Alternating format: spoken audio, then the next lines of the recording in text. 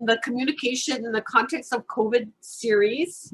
Today we feature Assistant Professors Whitney Hashimoto and Michelle Mahi in Session 3, Communication in Team Settings. In this session, we will discuss the nature of team communication, which is arguably more important than ever as we attempt to effectively collaborate on issues related to COVID-19. We will begin by conceptualizing teams, examining the various roles team members play, and discuss the ways in which power and leadership influence team functioning. We will then explore the different ways in which teams approach and resolve conflict. To conclude, we will share best practices for promoting competent team communication and boosting team morale. Thank you, Whitney and Michelle. All right, hi everybody. I'm Whitney. Most of you know me by now, and Michelle, my co-presenter. I'm from Maui and Michelle is from Leeward. And we thought it was really important for us to talk about communication in team settings as our final session. And welcome back to those of you who have attended one or both previous sessions, and welcome to those of you who are here for the first time. So as you know, we normally start out with a rationale. So not a rationale, but an agenda. So our plan for today, we're basically focusing in on 6 things. We're going to start with talking about the rationale for studying team dynamics and team communication. We're also going to conceptualize teams, and we really want to get your ideas for that as well. So what is a team and what is team communication? We're going to then go into team roles, so the different roles that team members play during team interactions. Really interesting component of team communication is the roles of leaders and followers. So we're going to look at the ways that both leaders and followers influence their teams. And then we're going to talk about conflict styles. So different ways that individuals as well as teams approach and resolve conflict. And then we're going to end as we normally do with best practices. So we're going to share tips for successful team communication, building team morale. And like we normally do, we'll get your ideas for that as well. Okay, so the first thing we're going to talk about today is the rationale for why it's important to study team communication. So when Michelle and I brainstormed, what our specific sessions we're going to focus on, we thought it was really important to incorporate the idea of team settings and team communication, because we noted that obviously the onset of COVID has affected so many things on our campuses, including budget and of course the related hiring freeze, which we're all very concerned about. COVID has affected our teaching. It's affected our priorities, both personally and on our campuses, how we manage COVID, our plans for the future. And we do find ourselves engaged in incessant meetings, particularly online now, right? And team discussions to negotiate all of these things. And we really want to talk about how do we be productive in these team settings. So although it kind of feels like we're all siloed, right? We're all in our own homes, isolated in some ways. I personally find that I am engaging in a lot more team interactions now, even though it's online. So we thought it was an important thing to talk about, given that we felt that COVID has really, necessitated these team discussions and collaboration on all of these things. Okay. So next thing we're going to do is talk about the definition of team. So we're going to get your ideas for this. So the question is, how do you define team? Okay, so things that we would like you to consider when you're kind of thinking about this and sharing is how many people make a team? What is the context of a team? And what is the goal of a team? Okay, so if you want to, you can share in the chat, you can unmute and give us your ideas of what is a team. So we'll give you a second to kind of think and then share.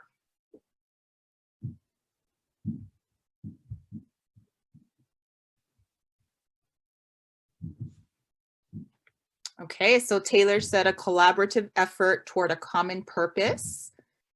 Similarly, Neil said a group of people with a common goal. Anyone else want to chime in?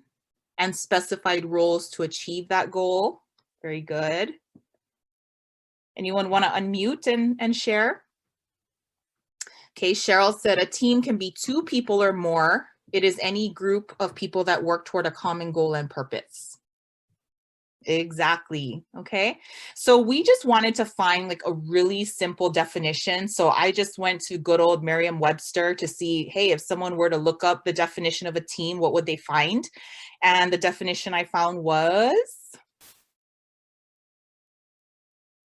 a number of persons associated together in work or activity. And one of the reasons that I specifically asked you folks about how many people is because I think, you know, different people are going to consider different things, right? Can a team be just 2 people? Does it need to be 3 people or more? And for me personally, I've always considered a team to be at least one other person than myself, right? I call myself and my husband a team all the time, right? When my husband and I communicate, we talk about how we have to be a team, right? In deciding how to, you know, enforce discipline and enforce rules with our kids and things like that. So I've always conceptualized a team as being at least 2 people, right? And then of course, what is the goal, right? They're associated together either in work or in activity. And then to add on to that, as many of you said, right, that they're working toward a common goal or a common purpose, right? So just kind of keep that in mind as we move forward in discussing team communication is at least 2 people and what is the goal, okay? All right, so any questions so far? Is everybody good with our understanding of what a team is? Okay, so now we're going to give you a little activity. So Michelle's going to advance our slide really quick here. Okay, so we are going to give you about 5 minutes to read about the cheating problem. So we're all going to go on mute just so that we can have a nice quiet environment with no distractions. So what we would like you to do is read through this cheating problem. You are going to come across the names of 5 characters. And what we would like you to do is rank these 5 characters in order from the person you find the most offensive to the person you find the least offensive in this story. Okay, so just grab a scratch paper, write down the names. At the top should be the person you found most objectionable. And then the last name will be the person you found the least offensive. Okay, so go ahead and do that for 5 minutes, and then we'll let you know what we're going to do from that point on.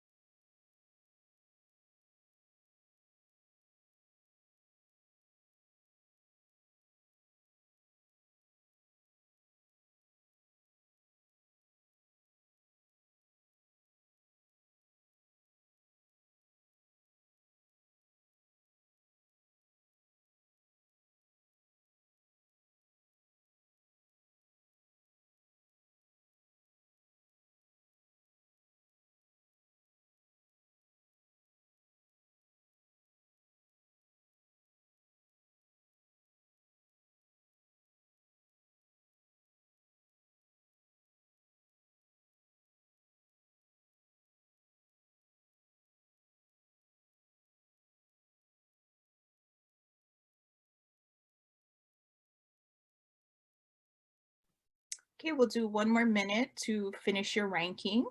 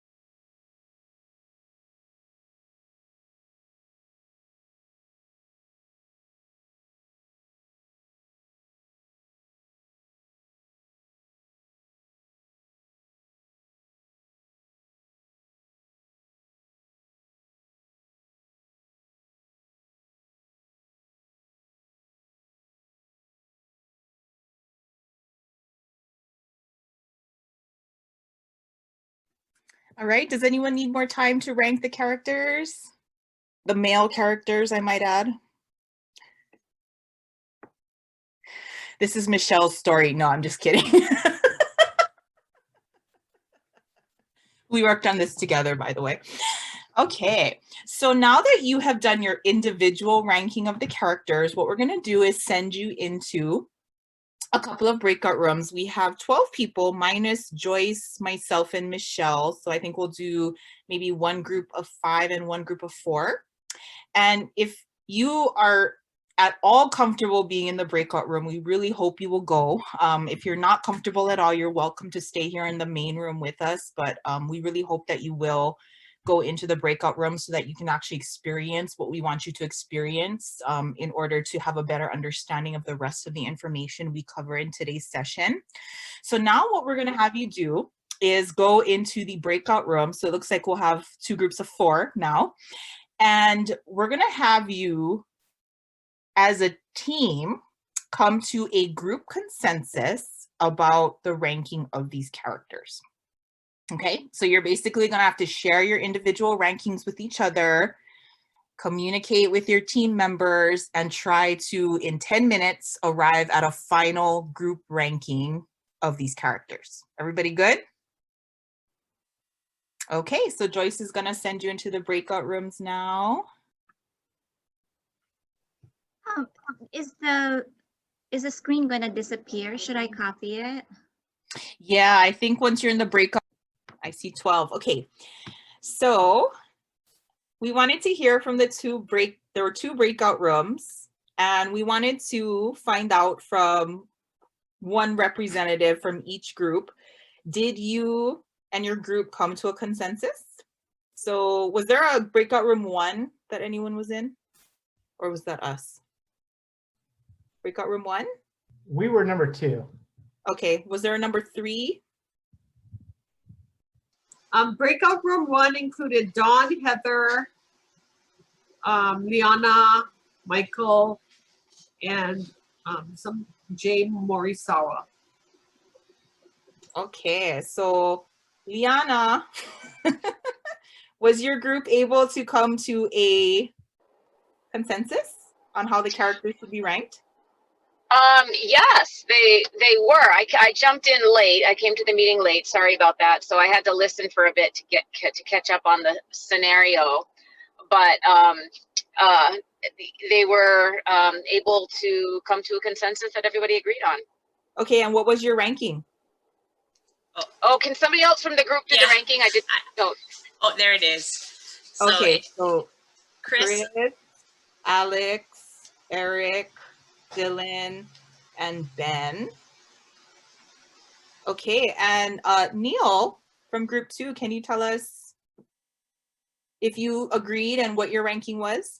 Yeah, we had a nice discussion, but I think we came to it kind of quickly. Number one would be Eric, the teacher, for setting the tone and the standard and raising, being the one responsible for creating an environment for others to flourish.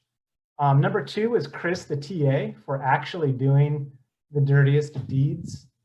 And number three was Alex, the student, who of course cheated, but I think we kind of felt that Alex was responding to the environment that he or she was in.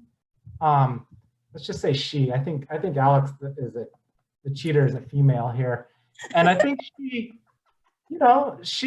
had she been in a better environment, I would imagine a community college student, somebody who's kind of new to college, maybe her background is something that we don't understand, and if she were in a positive environment, she would have responded with positive actions, but she was surrounded by, a teacher who turned their cheek and a TA who capitalized on that for $50. Okay. And then 4. No, not group 4. Neil, what was your 4th person? Who was your 4th? We didn't get into 4 and 5. My number 4 was Dylan, because he's just annoying. But then Ben, I don't know, he's a friend, but he's just a rat too. That's not a friend. So, and I think Taylor had him opposite. I think she maybe had Ben as number 4 and Dylan at the bottom. We didn't talk about 4 and 5. Okay. So interestingly, your 4 and 5 were the same between the two groups, Dylan and Ben, and your 1, 2, 3 were the same, but just in a different order, but you had the same 3 people in the first 3 positions. So thank you for sharing that. So what we wanted to do with this scenario was to, first of all, have you think about your own perception of things, and then get into a group setting, a team setting, where you would have to negotiate that information. So really, right, team communication is about bringing our own perceptions to a situation or, to an interaction, and then going through that negotiation, right, where I have to share my perception with others and then be open to listening to other people's perceptions. And it might, be that we have to have an end goal, right? Or we have to have a result. And so we wanted to kind of simulate that. And the other reason we did this was so that you folks could start seeing maybe the different roles that you played during this discussion. Think about whether there was a clear leader that emerged during your discussion. Did anyone play a disruptive role during the discussion? And then also, if you did have a significant conflict during this interaction, how did you manage that conflict? Okay, so these are all things that Michelle and I are going to be talking about throughout the rest of the presentation. So we wanted to give you a really recent interaction that you could reflect on as we talk about roles and leadership and conflict in the next, half hour or so. Okay, so Michelle is gonna take it away.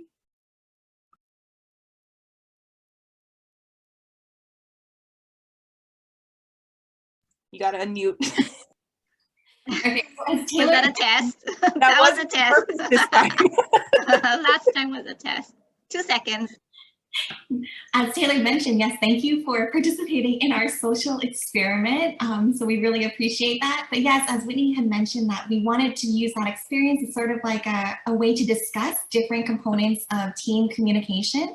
So the first thing that we want to talk about are different interaction patterns. So just keeping your recent group discussion in mind, I want you to consider 3 different types of team interaction patterns. So the first interaction pattern is an all-channel network. So in an all-channel network, everyone in the group, they share the same information and they communicate with everyone in their team. So think of this as like a free-flowing discussion in which all members are participating. So this may have occurred during your breakout room. So if everybody was participating, you all have the same piece of information. So you might have been in an all-channel network. All channel networks, they can take place in synchronous forms like breakout rooms, or also asynchronous forms like email. So in email, you might have all been part of an email thread where people are sharing information back and forth. So that could also be considered an all channel network. So the second type of interaction pattern is a wheel network. So a wheel network, this is when you have like a gatekeeper in the center. So they serve as like a clearinghouse of information.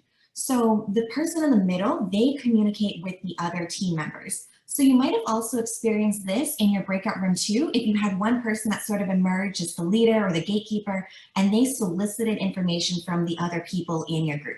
So for example, maybe Taylor was the gatekeeper, and she said, Neil, what do you think about so-and-so, or so forth. So that's what a wheel network is.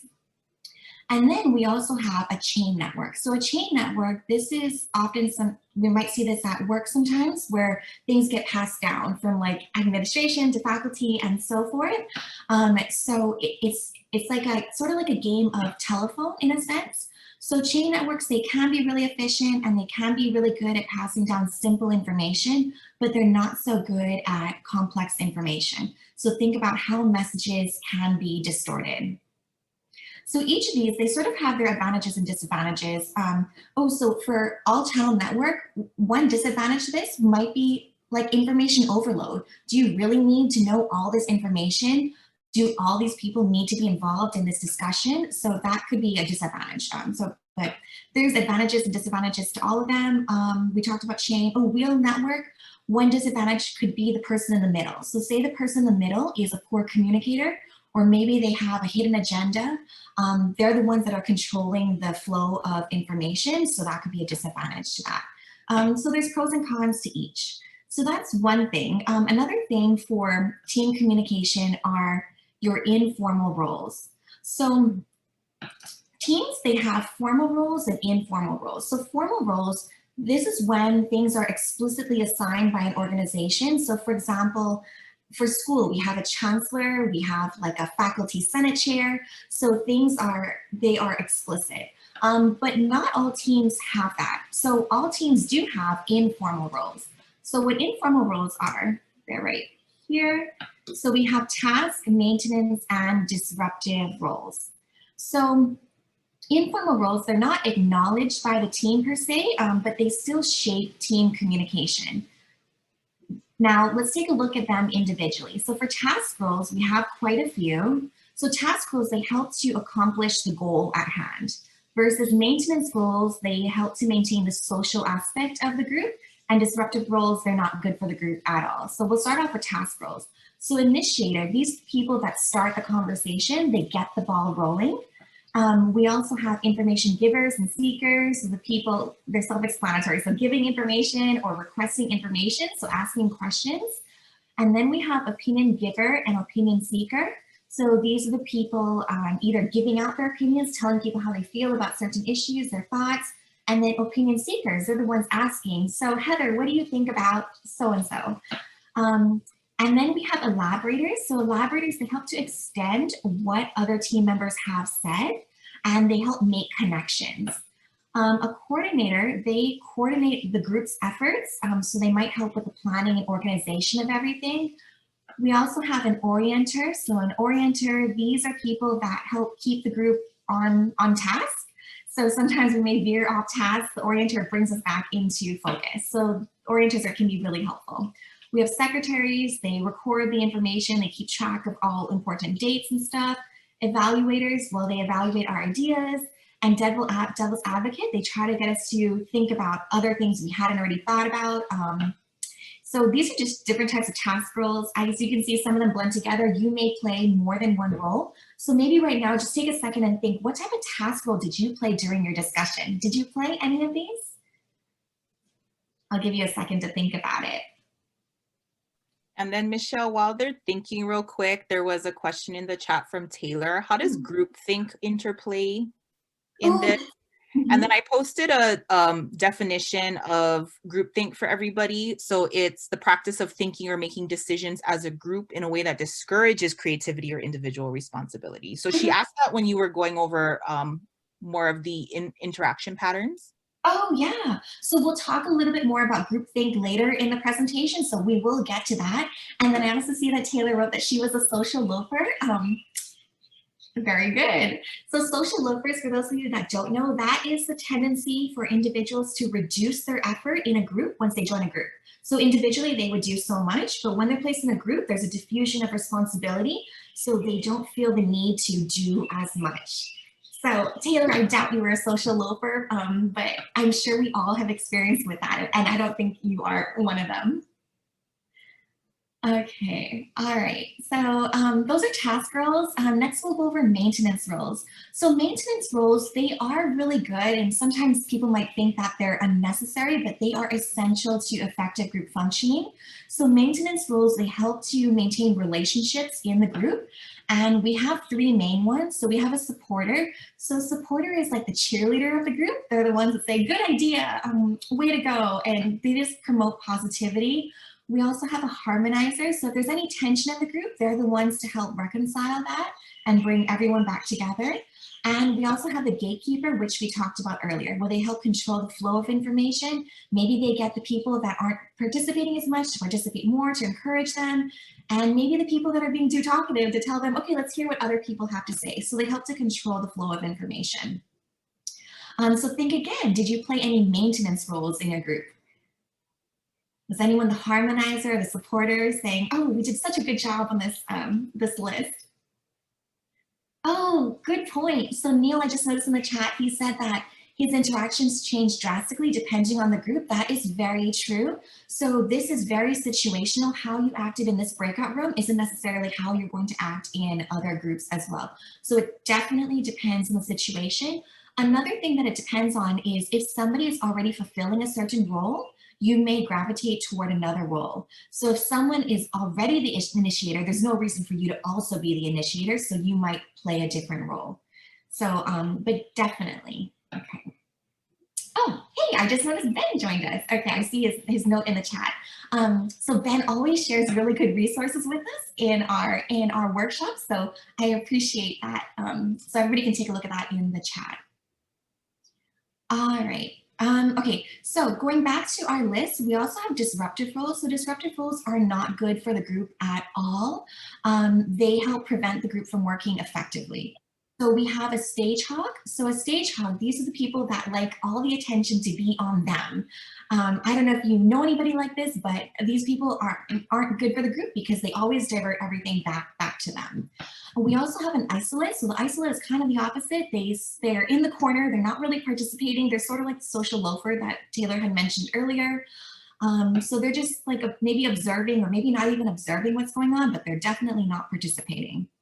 We have a dominator. So a dominator is always trying to get their ideas across and their ideas passed and not necessarily concerned with the ideas of the other group members.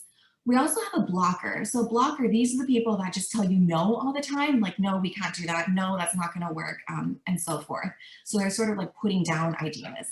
We also have a clown. So a clown is like the jokester of the group, but in a negative way. So it's all humor and not enough work getting done. And then a cynic. So a cynic might be like the Eeyore of the group, just negative and pessimistic. Okay, so disruptive roles, not good at all. So task and maintenance roles, we need them in effective groups. So what do you think the ideal ratio is of task to maintenance in groups? Anyone, you can unmute or put in the chat. How much tasks should we focus on and how much maintenance?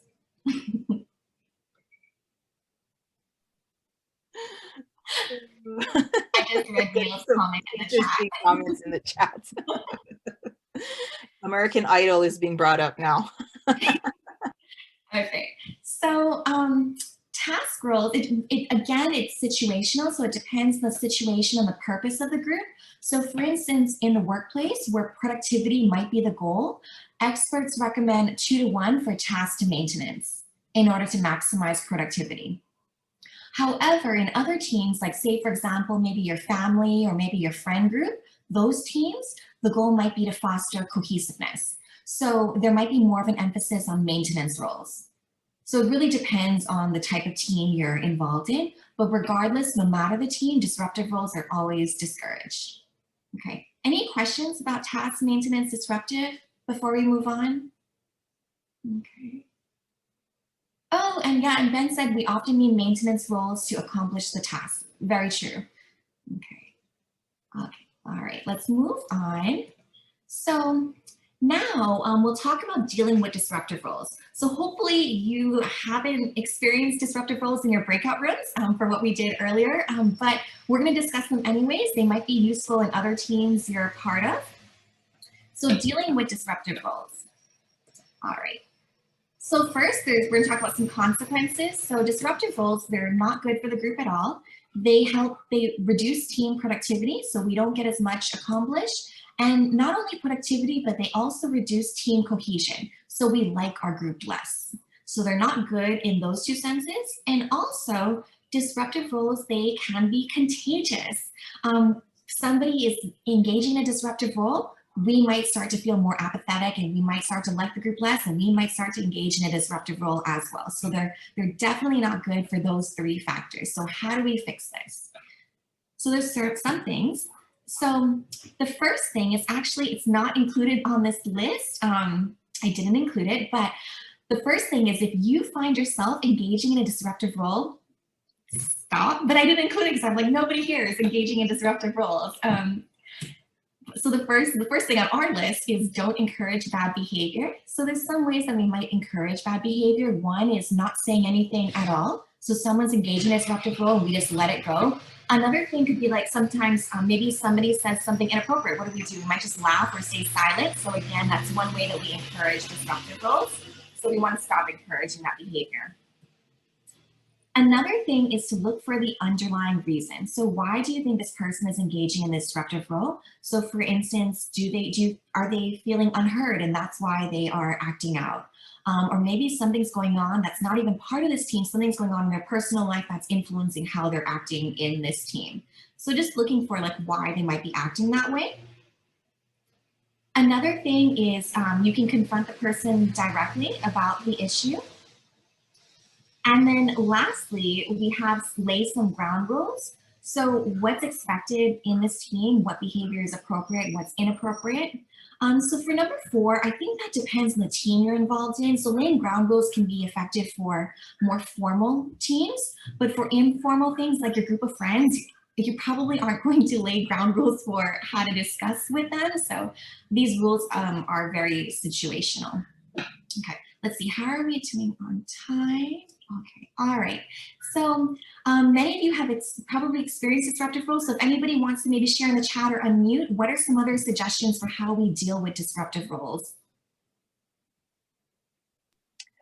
Ben mentioned in the chat that it's fun to come up with the labels for difficult people, but it's really not productive or helpful to call them that to their face.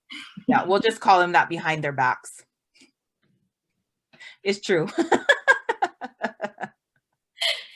Yeah, I fully agree with that. We don't want to say, hey, you are being the blocker or the cynic or whatever it is. Can I talk about this slide a little bit? Because this is kind of what came here today. Is I often play the devil's advocate. I can't help it. It was the environment and the culture that I was raised in, and it helps me sharpen my ideas. And I have a couple of coworkers that I get along really well with because they're the same way. So we can just communicate. But not being from Hawaii and moving here, I find that cohesion and getting along is more valued than other places, I guess. And so devil's advocate, which is to me a very effective role at developing perspectives and ideas and arguments, is sometimes treated like a disruptor. Yeah. And so finding, I mean, that's just, I feel bad, but then I don't, but then I do. And then sometimes I'm frustrated by everybody's primary desire to get along, even when it means there's going to be bad results. I don't know, it's tough. And Neil, there's comments in the chat about it being a cultural thing. And, this is something that we absolutely talked about in our last session, right? The individualism and the collectivism. And I just want to point out from, you know, being on the same campus as you and having attended multiple meetings with you, I 100% know that you play the devil's advocate, but I also think that you do it in a respectful way. And I think that is really important, right? You're not just there to, you know, go against what anyone else is saying. It's said in a very, it's the tone, right? It's the introductory words that you use, right? When you want to maybe share a different perspective. So I think that's a really big part of it, is how you say it, right? And not just what you're saying. Yeah, I agree completely. And I think one of the things sometimes we can do, and I think it may be in the meetings book, is you can designate somebody as the reflector or the person. And so that kind of gives it credence, and it moves it back out of being a disruptor into an assigned kind of role, just like you would assign a recorder, a person take notes, whatever. And you can switch that around, but it's just acknowledging it up front that, yeah, we want to get that kind of stuff. So, so it's an appreciated part of what we're doing here. Yeah.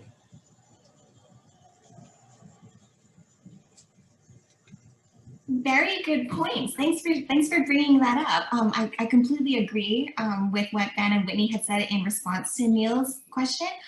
So yeah, you'll notice that we had put just devil's advocate in a task role and not a disruptive role, but I completely see how some people might view a devil's advocate as a disruptive role. So as Taylor mentioned in the chat, it's probably just a cultural thing, but I really like Ben's idea of, you know, setting that up front, saying that, you know, we need a devil's advocate, maybe you can play this role and so forth. So I think that would be a very useful thing. Okay. All right, so now let's move on to two other types of roles people play. Leaders and followers. So we're going to start off by talking about leadership.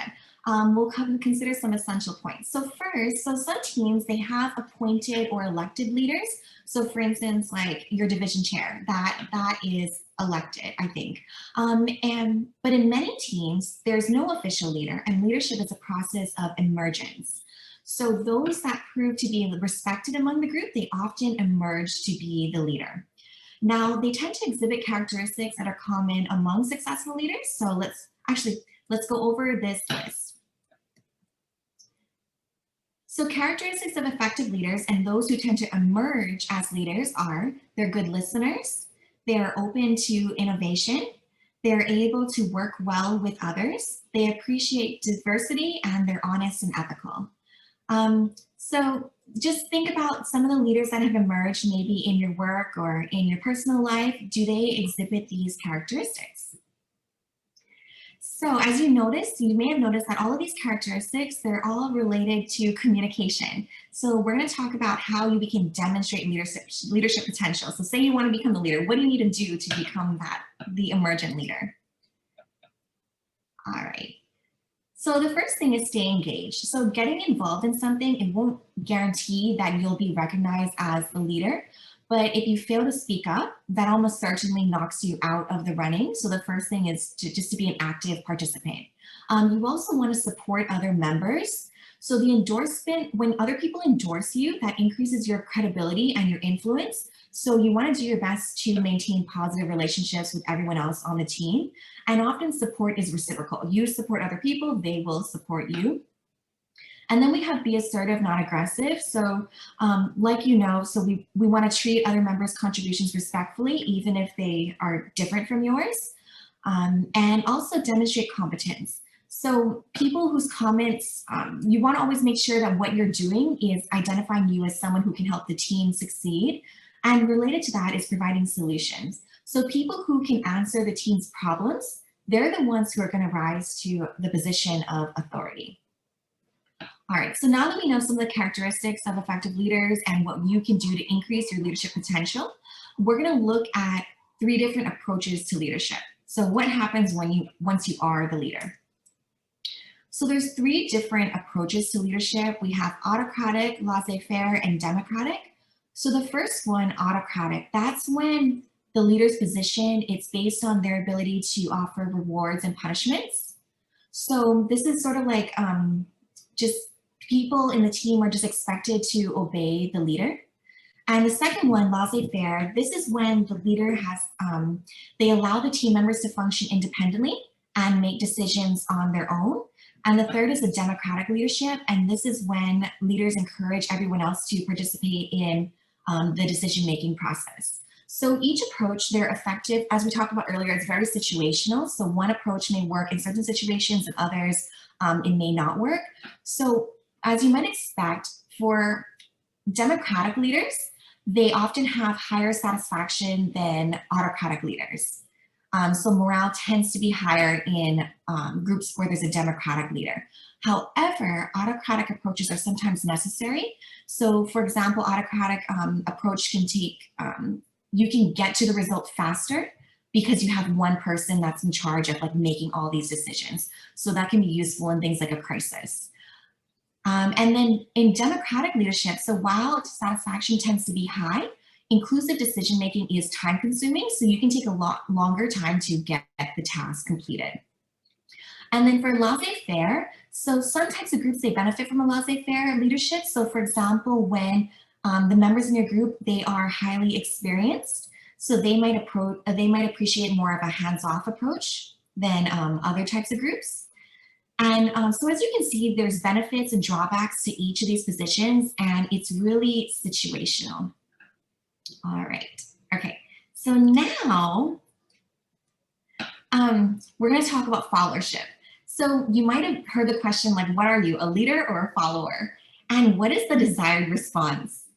What's the connotation there? What's better, a leader or a follower? A leader. So there's an assumption that, you know, leadership is good. That's what you want to strive for.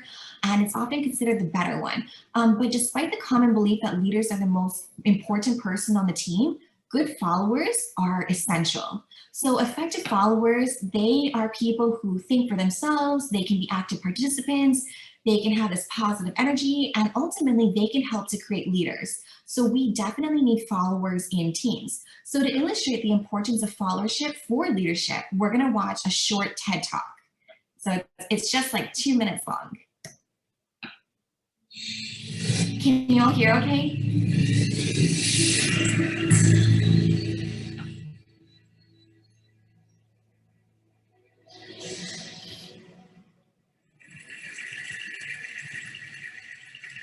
So ladies and gentlemen, at TED, we talk a lot about leadership and how to make a movement.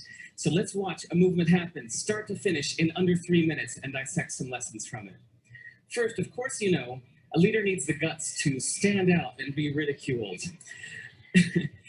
But what he's doing is so easy to follow. So here's his first follower with a crucial role. He's going to show everyone else how to follow. Now notice that the leader embraces him as an equal. So now it's not about the leader anymore, it's about them, plural. Now there he is calling to his friends. Now if you notice that the first follower is actually an underestimated form of leadership in itself. It takes guts to stand out like that. The first follower is what transforms a lone nut into a leader.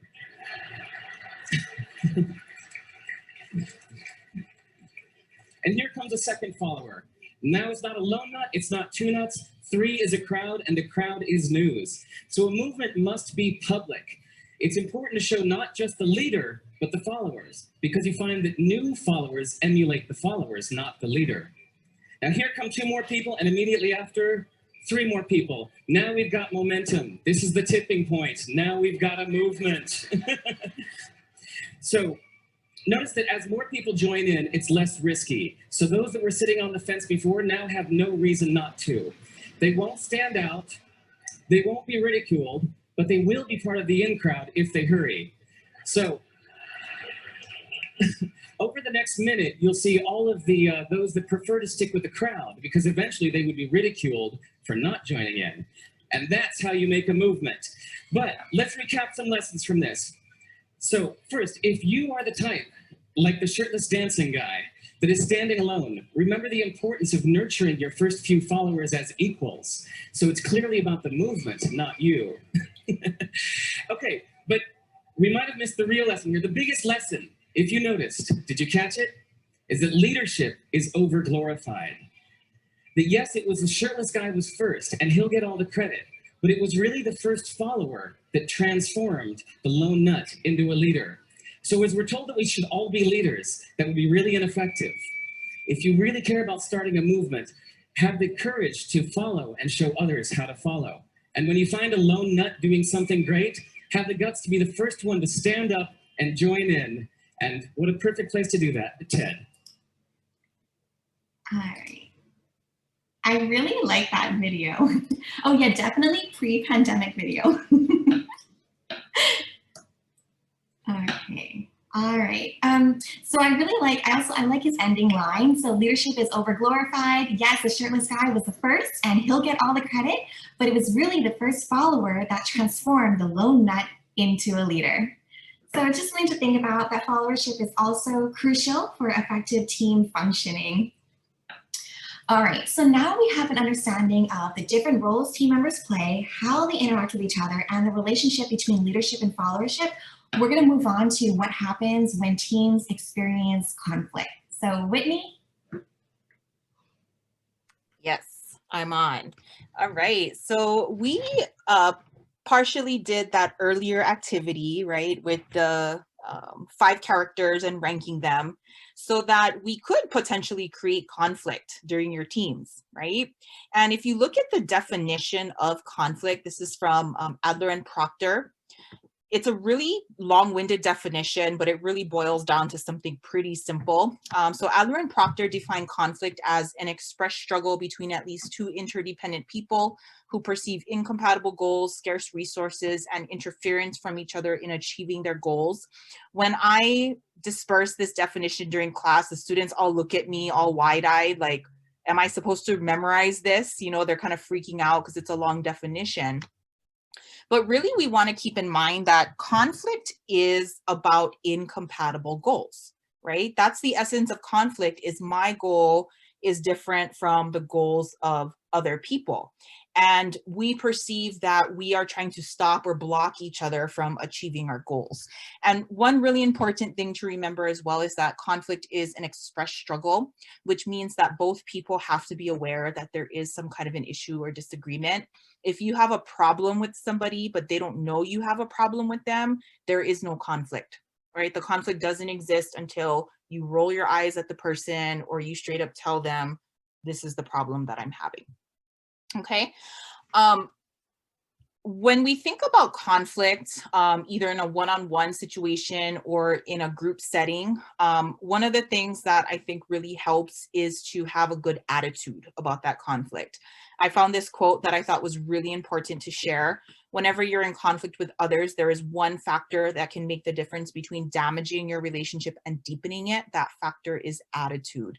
So I think conflict for a lot of people is a dirty word, right? You hear, I have conflict in my relationship, and you're like, ooh, bad, right? Conflict has such a negative connotation. But if you think of conflict as being about incompatible goals, conflict is so natural and so inevitable in any relationship of any depth, because you're not always going to see eye to eye, right? Anytime you have a different emotion or a different opinion, right? Or a different perspective, right? Or you understand the facts differently from somebody else, the potential for conflict is there. And so we want to approach our conflicts thinking this is normal, right? We're going to have conflict. It's really about how we manage that conflict that matters, not the fact that we have conflict. Does that make sense? Okay.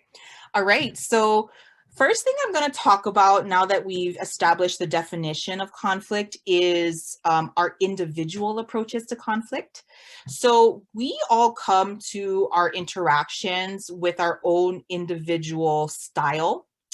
And there are 5 styles that we wanted to share.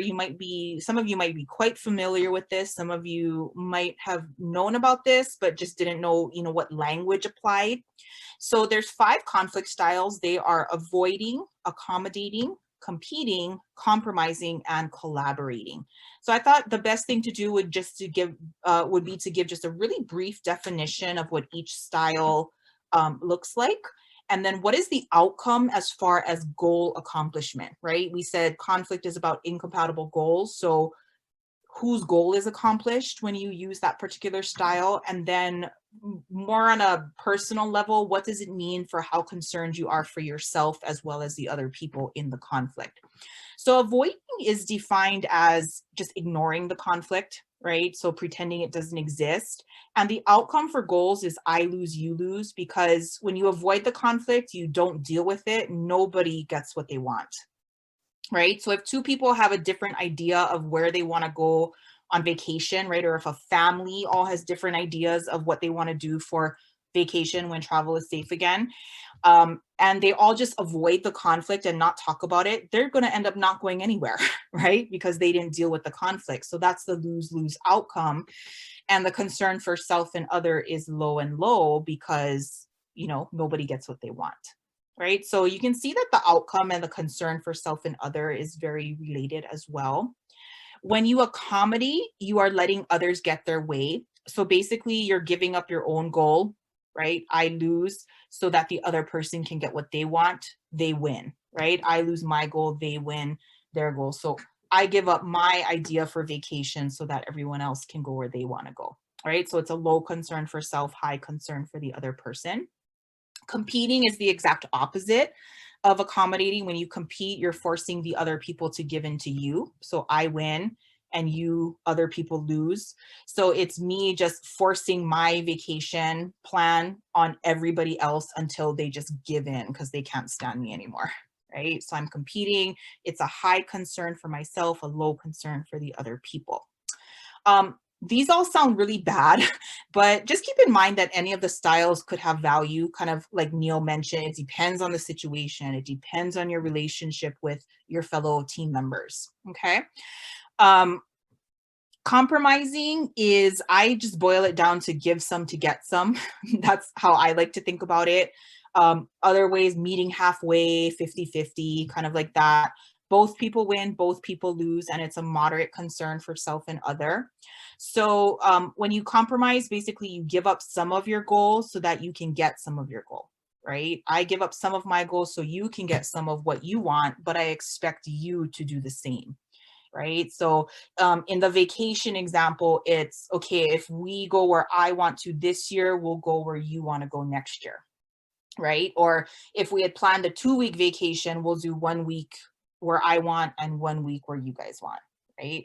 Or we'll completely give up our plans and we'll agree on something else, right? So give some to get some. And then finally, collaboration is basically cooperating, working together to find a solution that's going to be mutually satisfying. So our goal is to get as much of an I win, you win outcome as possible because the concern for self and other is both high. So it's, you know, in a vacation scenario, we are working together to figure out a way for us all to be as close to 100% happy as possible.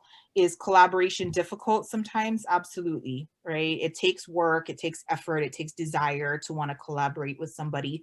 But if it's really important for everyone to be satisfied with the outcome and have that good team morale, then collaboration is something that you want to strive for.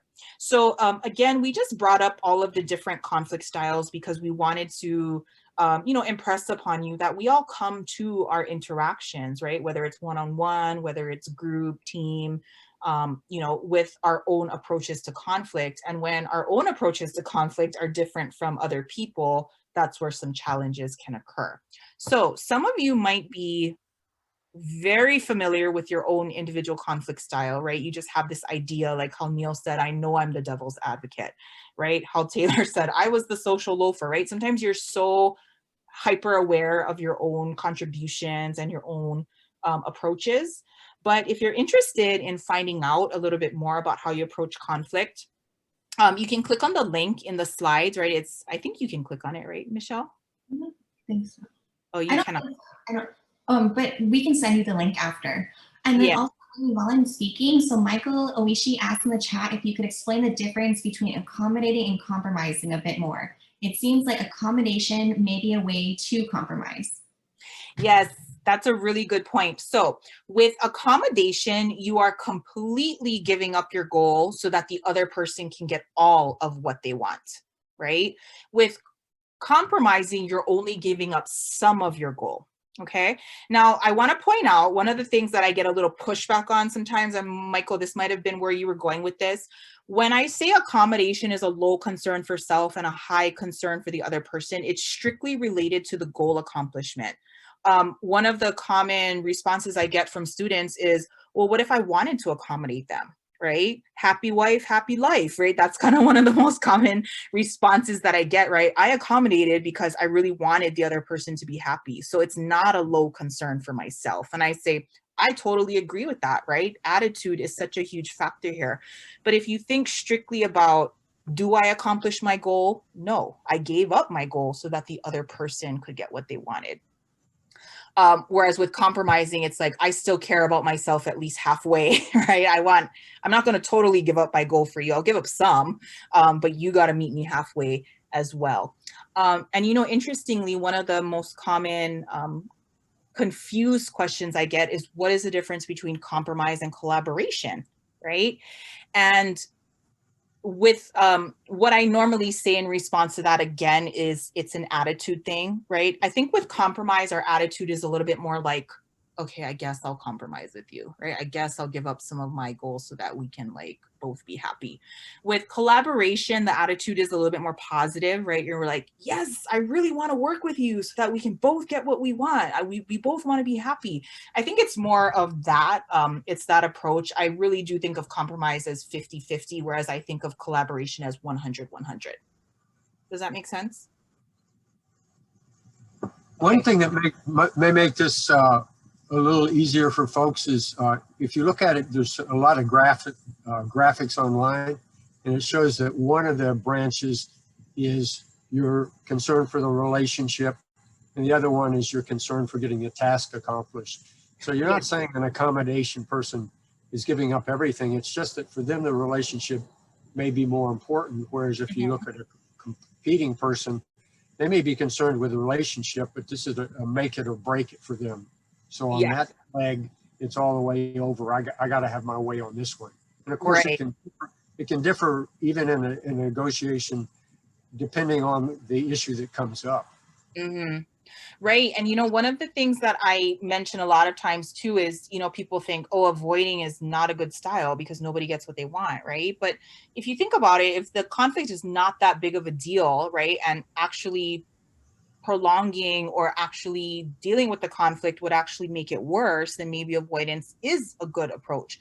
And I also think competing has its value, right? Like Ben, like you said, if this is a make it or break it, or, like a life or death situation, heck, I'm going to compete with you, right? I have to choose that route. So again, if anyone is interested in finding more, finding out what exactly your primary approach to conflict is, like what's your main individual conflict style, we have an instrument, the Thomas Kilmann conflict mode instrument, that we can send out. I have it via PDF, and we can also send it as a Google Doc. And it's just questions to get you thinking about how you handle conflict, and it'll result in you being able to find out, do I have like one style that stands out above the other four? Do I have multiple approaches to conflict, right? So if you want that questionnaire, go ahead and email me. My email is right there. And then also, when you take the questionnaire, you're going to get your results in the form of numbers. And you're not necessarily going to know what the numbers represent. So that's where you want to contact me and say, hey, I took the questionnaire. How do I interpret this? And I'll be happy to walk you through the interpretation. It's really one of the most well-known instruments of conflict management that we use in the communication discipline. It's very reliable, it's very valid, and we really like to use it. So definitely worth a few minutes of your time to know, right? How do I approach conflict on an individual level? And hopefully that will kind of get you thinking about, would I want to change anything? Do I approach conflict, constructively? Do I often engage in destructive conflict? And is this the reason why, right? So it's just something to kind of enlighten and get you thinking about how you can apply this to your interactions. So We have individual conflict styles, definitely, but we also have conflict styles that emerge within our groups and our teams. So relational conflict styles, there's 3 different types, and basically you kind of think over time, these are the themes that start to emerge, okay? So the 3 relational conflict styles that we see in, groups or long-term relationships are volatile, avoidant, and validating. And same like the individual conflict styles, any of these can be valuable depending on the situation and the relationship. So volatile, the image that comes to me is 2 rams just kind of like getting ready to run toward each other and lock horns and butt heads, characterized by intense heated arguments, loud fighting, and raised voices and competition. Okay, so 2 people, if they both come to the relationship or the setting with both having competitive, right, both being competitors individually, then this is the style that's going to emerge, right, as a theme in their relationship is they're very volatile. So it sounds really bad, right, but does anybody want to chime in here? Like, what might be the good thing about being volatile in your relationships? Is there anything potentially positive about this or helpful? You can share in the chat or you can unmute. Well, it keeps you from being passive aggressive because you're not letting something germinate and get worse. Yeah, right. You're not going to end up being that volcano that just erupts out of nowhere, right? After being dormant for so long. And if you think about it, is anyone thinking of the word passion? Potentially, there's a lot of passion in these types of relationships, right? That you are willing to voice your, concerns, even though you might not do it in the best way, right? The fact that you are still emotionally invested in this relationship or interaction is something, right? And then Neil mentioned that this probably works more in a high context relationship. And then Taylor said, means that we care. If not, I would be aloof, right? You would either be aloof or you would be that person, you would be the ostrich sticking your head in the sand, right? So the avoidant conflict style, very similar to the avoidant individual style relationally, is when both people or the multitude of people ignore or minimize their issues or they deal with them quickly. It's the ostrich that when, the conflict comes, they just stick their head in the sand and pretend it doesn't exist. And just to get a little personal here, my parents divorced when I was 19 years old, and it completely came out of nowhere. I had no idea that they were having problems or that they were thinking about getting divorced. And I remember I asked my mom, a few years later when things had kind of settled, I said, why did you guys get divorced? I mean, I never saw you fighting. I never heard you raising your voices at each other. I mean, that was at the time, thinking that, a loud fight is what leads to a divorce. And my mom said, exactly, like, we just didn't deal with our issues, right? She said they were both ostriches with their head in the sand. And she said that's what led to, the deterioration of their relationship, is they just didn't deal with the issues. And so now when I talk to my mom about, my husband did something I didn't like, and I told him, like I tell him when I don't like something or when, we need to, discuss something. And my mom's always like my cheerleader, right? She's, good for you. I'm so glad you're speaking up, right? Because she's coming from experience where she didn't say anything. And she, in hindsight, wishes that she had spoken up more. So avoidant kind of sounds like, and you're welcome, Taylor. My parents are probably like, can you stop talking about me all the time? But, it is something where we think, right, sometimes not dealing with the issue is better, but as Ben noted, right, you end up erupting at a later time, right? And the eruption might be verbal. It might be, well, I just don't want to be a part of this relationship anymore, but it does happen when we, we let things fester, basically. So the validating style, right? I just thought this was a nice image. What struck me about these 2 people who are interacting is, they're facing each other, They don't appear to have any other distractions in the way of phones or devices. They're making eye contact. They're using gestures. You know, they don't look like it's a still image, but they don't look like they're yelling at each other, right? So the validating style is when two or more people, when they have conflict, they have open discussions about the issues. They listen mindfully, right? They're not stage hogging. They're not pseudo listening. They're not mindlessly listening, but they're putting their energy and their effort and their emotion into it, acknowledging each other's feelings and cooperating, collaborating. So we often see that two people or more people who want to, who are invested in compromising or collaborating tend to emerge with a validating style in that group or in that relationship.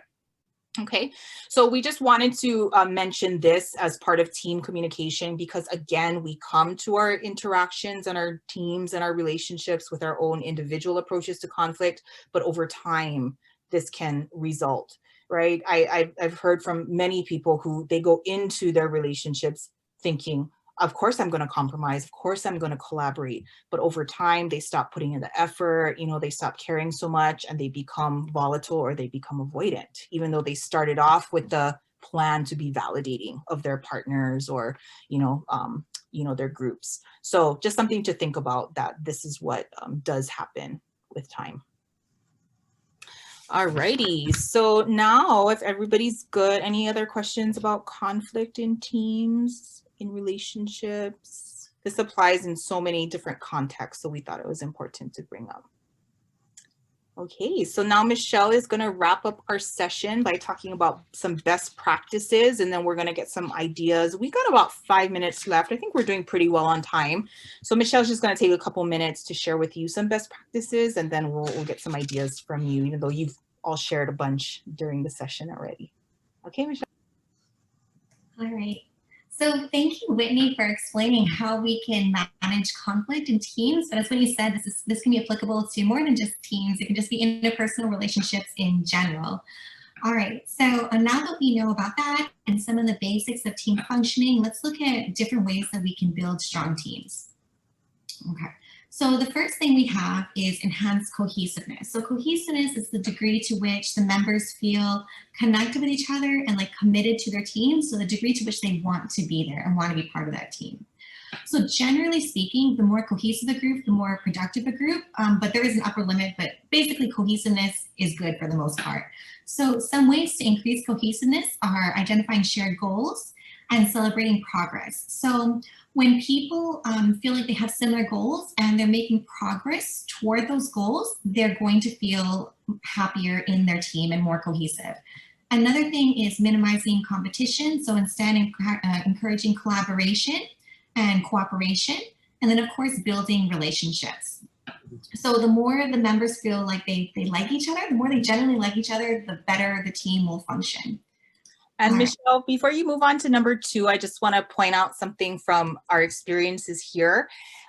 We talked about last time when we were discussing intercultural relationships, we had mentioned that different cultures have different expectations for relationship building prior to engaging in tasks. And we talked about how a lot of the Asian cultures, they need to have that interpersonal connection established before they can really work on any of their task functions. And I just wanted to point out, you know, Michelle and I met so many times in preparing for this workshop series. We probably had at least 3 sessions on Zoom prior to each session.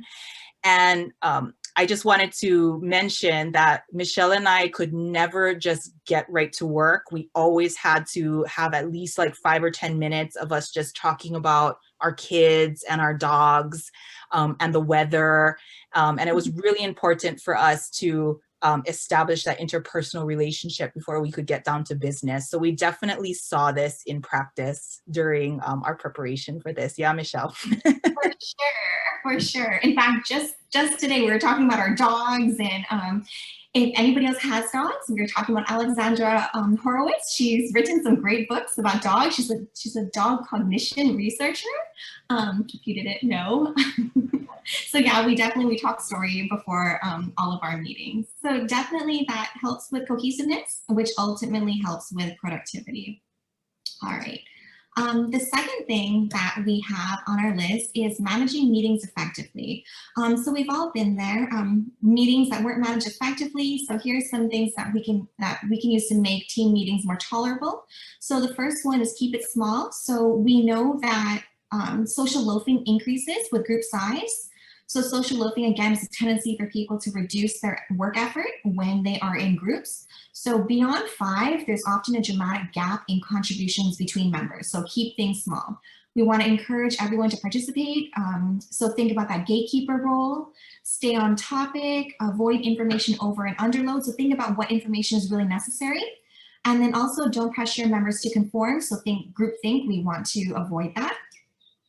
And then we also have use discussion format strategically. So again, think about like how you're interacting with each other, which method would work best for you. So think whether you need like brainstorming or breakout groups or round robin. So really think about what discussion format is like most optimal for the goal that your team is trying to accomplish. All right, so we have 2 minutes left. So does anyone have any best practices for working in teams? You can write it in the chat or unmute.